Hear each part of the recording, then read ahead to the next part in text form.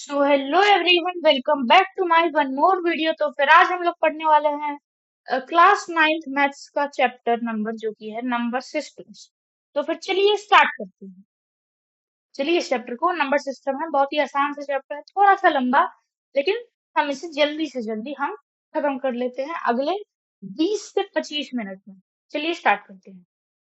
Topics to be covered, वैसे इस chapter में बहुत सारा टॉपिक है, लेकिन मैंने यहाँ पे इसे दो पार्ट में डिवाइड किया है, जो कि है इंट्रोडक्शन और है मेन पॉइंट। इंट्रोडक्शन में हम नंबर्स के बारे में जानकारी लेंगे, मेन पॉइंट पे हम न्यूमेरिकल वगैरह जो है वो सब जो है मेन मेन चीज जो है वो हम जानेंगे। तो चलिए स्टार्ट करते हैं। इंट्रोडक्शन। हाँ, इंट्रोडक्शन में नेचुरल नंबर्स है। नेचुरल नंबर्स जैसे कि जो हमारे मुंह से नेचुरली निकलता है वो उसे हम नेचुरल नंबर्स कहते हैं, जो कि 1 से स्टार्ट होता है और ये पॉजिटिव इंफिनिटी तक जाता है। 1 2 3 4 5 6 7 8 कर करके ये पॉजिटिव इंफिनिटी तक ये चला जाता है। होल नंबर, होल नंबर जो कि 0 से स्टार्ट होके ये पॉजिटिव इंफिनिटी तक ये जाता है, जाता है। इंटीजर जो कि नेगेटिव इंफिनिटी से लेके ऐसे कर करके ये -3 -2 -1 0 1 2 3 4 5 6 7 8 कर करके ये पॉजिटिव इंफिनिटी तक ये जाता है। अब इसमें ये वैसे हम लोगों ने सेवेंथ में ही पढ़ लिया था। हाँ, उसके बाद है रैशनल नंबर्स। रैशनल नंबर को हम क्यों लिखते हैं, जैसे यहाँ पे लिखा हुआ है। हाँ, इसमें है इंटीजर है और नॉन इंटीजर है। इंटीजर जैसे कि जो कि मैंने बताया था, नॉन इंटीजर या तो शायद से डेसिमल में होगा, नहीं तो पी वाई क्यू में होगा। हम्म। अब है ये हमारे पास ये टेबल है। इस टेबल में वैसे इस चैप्टर का नाम वैसे रियल नंबर भी है। हाँ, तो रियल नंबर है सबसे पहले मेन। उसके रियल नंबर्स के अंदर ये आता है रैशनल नंबर और इरेशनल। इरेशनल में हमें क्यों ही लिखना होता है, लेकिन इसके आगे हमें इस तरह से हमें डाल देना होता है। हाँ, रैशनल नंबर्स भी दो पार्ट में डिवाइडेड है, जो कि है इंटीजर और नॉन इंटीजर। इंटीजर हमें जेड या फिर आई के फॉर्म में लिखना है और नॉन इंटीजर हमें आई लिखना है, और उसके बाद हमें इस कॉमा टाइप का जो ये है, जो कि जैसा कि इरेशनल में दिया हुआ है उस टाइप से हमें लिखना है। इंटीजर में है पॉजिटिव इंटीजर है, नेगेटिव इंटीजर है और जीरो। जीरो जो है वो पॉजिटिव और नेगेटिव इंटीजर के बीच में फंसा हुआ है, वो मिडिल मॉडल में। हम्म। अब है इंट्रोडक्शन। मतलब इंट्रोडक्शन ही चल रहा है अभी। इसके बाद शायद से मेन पॉइंट आएगा। हाँ, रैशनल नंबर उसे हम कहते हैं जो कि टर्मिनेट हो या फिर रिपीट हो। जैसे 1.2, इसके ऊपर आप देख रहे होंगे कि बार लगा हुआ है, मतलब कि ये 1.2 के बाद ये कंसेक्यूटिवली चल रहा है, 1.2 2 2 2 2 2 ऐसे करके ये है। तो हम यहाँ पे 2 के ऊपर हम एक बार ऐड कर देंगे, और ये हमारा रैशनल नंबर होता है जो कि रिपीट हो रहा है। रिपीटिंग रैशनल नंबर हम आप इसे कह सकते हैं। उसके बाद है 1 पॉइंट जो टर्मिनेट हो रहा है 1.25, मतलब इसे जब हम डिवाइड कर रहे थे तो ये रुक गया था। उसके बाद है ऐसा नंबर जो कि ना तो टर्मिनेट हो ना ही वो रिपीट हो, जैसे कि मतलब सीधा मतलब जा रहा है अपने ही मतलब में। जैसे 1.2 3 4 5 6 7 8 9 2 ऐसे करके मतलब कुछ भी हो रहा है, ये होता है इरेशनल में हमें होता है। हमारा इरेशनल जो है उसमें ऐसा होता है, मतलब पॉइंट के आगे कुछ भी आते रहता। हमारा जो इंट्रोडक्शन है वो खत्म हो चुका है। हमारा नया टॉपिक और जो अगला टॉपिक है वो है main point. Main point, main point में क्या है, आपको ये तीनों नंबर का डेसिमल एक्सपेंशन करना है, और आपको कमेंट्स में बताना है कि कौन सा वाला टर्मिनेट हो रहा है, कौन सा वाला रिपीट हो रहा है, कौन सा वाला इरेशनल है। जैसे कि आपको ये दो के लिए 22/3 और 2/3 के लिए तो आप कैलकुलेशन करना पड़ेगा, लेकिन 22/7 तो आप जानते हैं पाई का वैल्यू जो कि रिपीट नहीं है, कुछ भी आते रहता है पॉइंट के बाद। तो ये वाला तो इरेशनल है, ये तो पता है। उसके बाद है कुछ ऑफ द फॉलोइंग, मतलब कि इसमें से कौन सा इरेशनल नंबर है और कौन सा इरेशनल है। रैशनल मैं आपको फर्स्ट का और थर्ड का बता देता हूँ, बाद बाकी आप खुद कर लीजिएगा। फर्स्ट का 1.6 ये टर्मिनेट हो गया, रुक गया है, तो फिर ये हमारा जो आएगा वो क्यू आ जाएगा, रैशनल आ जाएगा। और ये थर्ड थर्ड 6.793 के बाद यहाँ पे कुछ भी आ रहा है, इसी वजह से यहाँ पे डॉट डॉट डॉट डॉट लिखा हुआ है। तो ये हमारा जो होगा, ये हमारा इरेशनल होगा। मतलब पॉइंट के बाद कुछ भी आ रहा है, मेन हमें पॉइंट के बाद जो आता है उससे ये डिसाइड होता है कि वो नंबर रैशनल है कि वो इरेशनल है। क्वेश्चन ये है, उसके बाद ये, वैसे इस टॉपिक से क्वेश्चन नहीं है लेकिन फिर भी है अच्छा question. x minus pi is equal to 0 है। अगर मतलब मान लीजिए कि इससे आपको ये तो पता चल गया होगा कि x का जो वैल्यू होगा और पाई का जो वैल्यू होगा वो सेम होगा, क्योंकि माइनस करने पे 0 आ रहा है। तो इसमें पूछा है x क्या है, x पाई का वैल्यू होगा। तो हम इसमें दो ऑप्शन जो है करेक्ट है, बाद बाकी जो दो है वो गलत है। करेक्ट, अब आपको लग रहा होगा कि नहीं 22/7 भी वो है।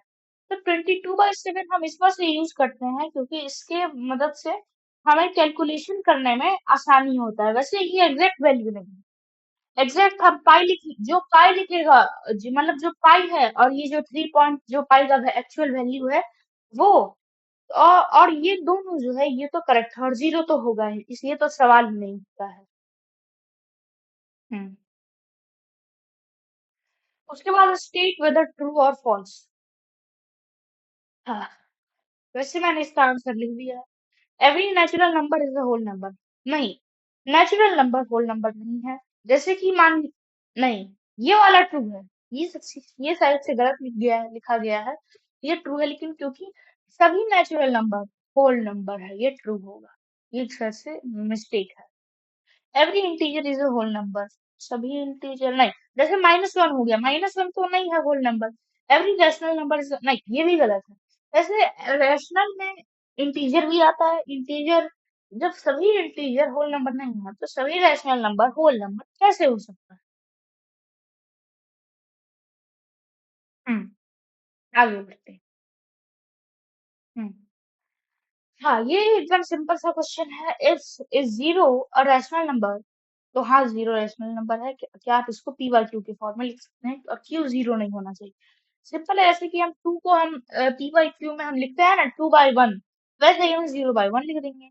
और हाँ, आपको पता है कि जो रैशनल नंबर, एक दो नंबर है उसके बीच का हमें नंबर, रैशनल नंबर हमें पता करना है तो उसका फॉर्मूला होगा a+b/2। वैसे इसका एक आसान मेथड भी है लेकिन वो मैं आपको आगे समझाऊंगा। इसे हम, जैसे हमें 1 और 2 के बीच का जानना है, मान लीजिए सपोज ए को हम 1 मानते हैं, बी को हम 2 मानते हैं, तो ये 3 हो जाएगा, और 3/2 होता है 1.5, जो कि एक रैशनल नंबर है और वो 1 और 2 के बीच में पड़ता है। ऐसे ही अगर आप मान लीजिए आपको 10 पूछ दिया तो आपको 1.5 तो आपको मिल गया।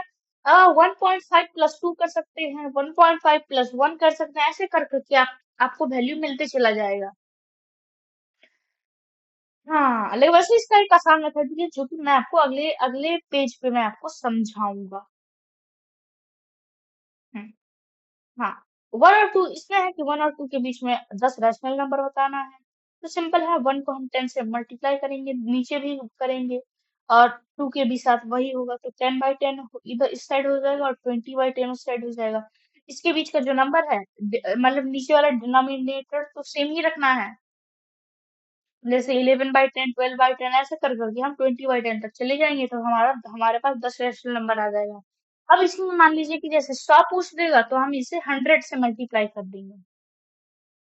सिंपल है, एकदम ही आसान सा टॉपिक है। अब ये वाला जो टॉपिक है, ये मतलब उस पूरे चैप्टर का सबसे ज्यादा आसान सा ये चीज है। हाँ, इसमें पूछा है कि 10 रेशनल नंबर बताना है 1 और 2 के बीच में। जैसे कि मैंने इसमें बताया कि 1.3495, इसके आगे कुछ भी आ रहा है इरेशनल है। ऐसे ही आपको कुछ नहीं करना है, आपको यहाँ पे 1 लिखना है और उसके आगे आपको कुछ भी लिखते चले जाना है, और उसके आगे आपको डॉट डॉट लगा देना है।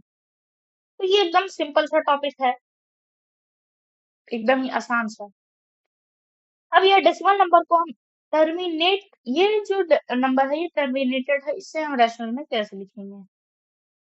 हाँ, तो इसके लिए मान लीजिए 2.1 को हमें रैशनल में लिखना है, तो 2.1 में अगर हमें पॉइंट हटाना है तो हम यहाँ पे एक 0 डाल देंगे, 1 के आगे एक 0 डल गया। अब हमारा आंसर आ जाएगा 21/10 आंसर। Simple, easy. हाँ, अब ये है कि मान लीजिए कोई रिपीटिंग नंबर जो है हमारा रिपीट हो रहा है, तब हम कैसे मतलब कि इसको लिखेंगे p/q की फॉर्म में। तो यहाँ पे आपको नंबर दिख रहा है, आपको यहाँ पे x इज इक्वल टू ये वाला नंबर आपको लिख देना है। इसे हम सबसे पहले फर्स्ट इक्वेशन मान लेंगे। अब इसके बाद हमें लिखना है जितना जीरो पॉइंट के बाद जितना नंबर है उतना जीरो हमें वन के आगे लगा देना है, उसके आगे हमें x लिख देना है, और इस इक्वल टू में हमें फर्स्ट इक्वेशन का नंबर उसे मल्टीप्लाई कर देना है इस वाले नंबर से जो कि हमने पहले लिखा था। तो ये हम कर दी, हमें ये हमारा वैल्यू मिल गया। बस जो पॉइंट के आगे जो नंबर है उसे हम रिप्लेस कर देंगे फर्स्ट इक्वेशन में, जो पॉइंट के बाद जो नंबर है हम इसे रिप्लेस कर देंगे। तो पॉइंट के बाद क्या है, 2 3 4 5 6 7 8 9। तो यहाँ पे भी 2 3 4 5 6 7 8 9। अब हमें सेकंड इक्वेशन मिल गया है। अब आता है कि हम हमें सेकंड इक्वेशन को फर्स्ट इक्वेशन से माइनस करना है, जिसके लिए हम माइनस करने दोनों साइड। तो जिसके बाद हमें इस साइड ये 9 9 करके डिजिट मिलेगा, इस साइड हमें 1 2 3 4 5 6 7 8 8 हमें मिल जाएगा। तो अब हमें ये RHS को हम ऊपर लिखेंगे, LHS को नीचे लिखेंगे। इसे हम सर्कल बना देंगे और हम लिख देंगे आंसर। एकदम सिंपल सा है। बस है कि आपको प्रैक्टिस जरूरी है, प्रैक्टिस बहुत करना पड़ेगा इसके लिए। Main point main point main point है कि मतलब मेन पॉइंट ही चल रहा था। ये लॉज ऑफ ये लॉ है कुछ उसका, मतलब कि स्क्वायर का कुछ लॉ है, ये आप समझ लीजिए।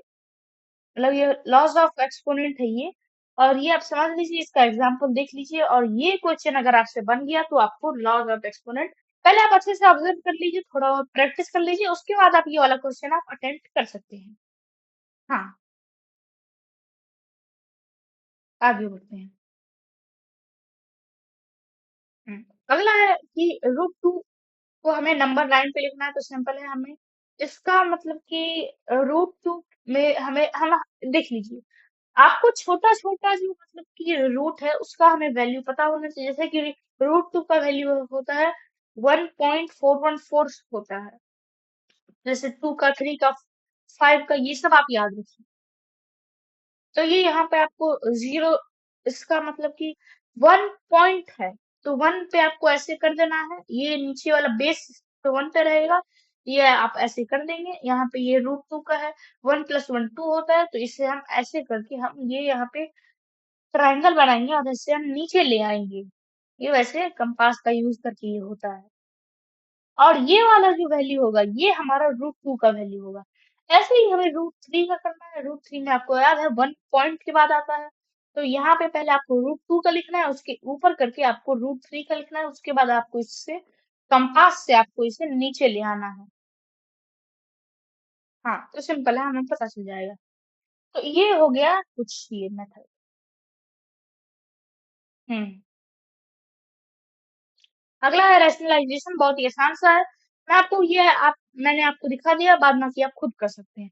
जैसे 1/√7 मैंने यहाँ पे किया है, तो इसके लिए हम √7 को हम ऊपर ले लेंगे और नीचे वाला जो √7 है उसे हम स्क्वायर लिख देंगे। और स्क्वायर जो होता है वो रूट से कट जाता है, तो फिर √7/7 आ जाएगा। सिंपल है। इसमें भी वैसे ही करना है। बस आपको एक चीज जैसे बता देता हूँ कि यहाँ पे ये आपको प्लस दिख रहा है, ये जब रैशनलाइजेशन आप कीजिएगा तो ये उल्टा हो जाएगा, माइनस में चला जाएगा। ये बस मैंने आपको बता दिया है कि ये चेंज हो जाएगा नीचे वाला जो नंबर है। अगला है हमारे पास अंडर रूट का कुछ रूल वगैरह। ये कुछ रूल है और ये एग्जांपल है, जिसे आप अच्छे से समझ लीजिएगा और इसके ऊपर आप थोड़ा बहुत प्रैक्टिस भी कर लीजिएगा। तो हमारा लास्ट टॉपिक है √2 और √3 को का इरेशनल ग्रुपिंग कैसे करेंगे। √2 और √3 है, ये हमें पता है कि इरेशनल आएगा। उसके लिए हम 2 को 3 से हम मल्टीप्लाई कर देंगे, जो कि 6 आ जाएगा, जो कि परफेक्ट स्क्वायर नहीं है। ये वैसे ट्रिक है। और इस तरह से मान लीजिए आपको √4 और √5 का दे देगा, तो इस तरीके से इसी मेथड से आप कर सकते हैं। जैसे अब मैंने √6 आया तो ये परफेक्ट स्क्वायर नहीं है, इरेशनल है। इरेशनल ग्रुपिंग हो गया, खत्म। Q&A। अब आपको इस चैप्टर से रिलेटेड कोई भी क्वेश्चन आए, आप बिंदास आप कमेंट्स में आप पूछ सकते हैं। हाँ, हाँ। इसी के साथ हमारा ये चैप्टर एकदम एकदम 15 मिनट्स में कवर हो चुका है। Thanks for watching this video. If you like this video then please like share and subscribe on this video. हाँ, बस ये है कि मैं आपको फिर से बोल रहा हूँ, प्रैक्टिस अच्छे से कीजिए। धन्यवाद।